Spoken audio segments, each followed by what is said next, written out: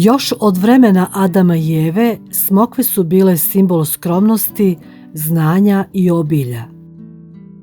Danas mi uživamo u njihovom slatkom ukusu i brojnim zdravstvenim vrednostima. U mnogim kulturama smokve su smatrane hranom bogova, a u narodu od davnina se koriste kao prirodni lek za mnoge bolesti. Ovaj džem je najjednostavniji za pripremu jer nam treba samo smokva, šećer, malo ljubavi i vremena da ga napravimo. Na 1 kg smokvi ide 250 g šećera.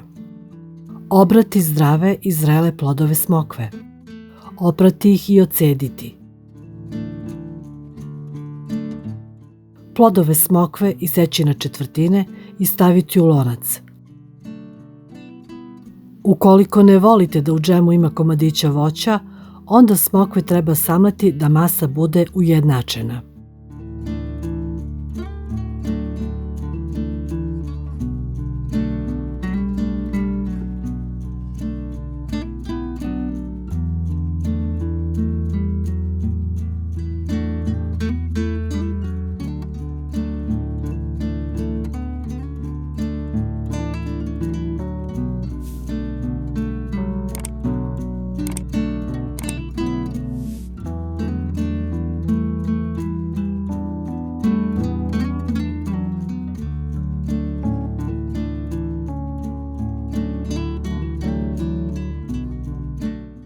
Lonac staviti na laganu vatru i stalno mešati.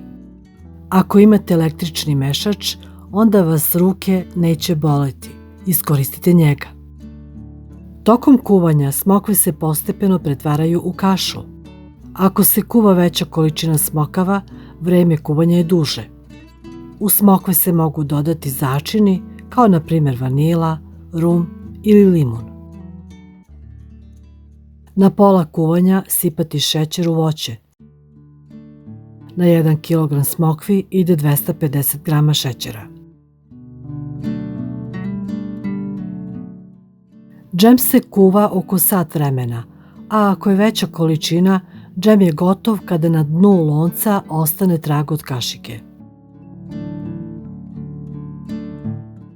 Džem sipati u tople sterilisane tegle.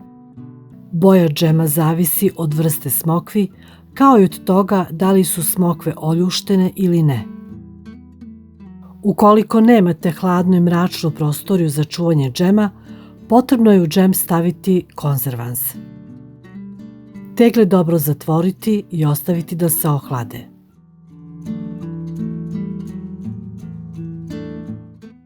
I tako, od smokve do tegle, sve je ukusno i slatko.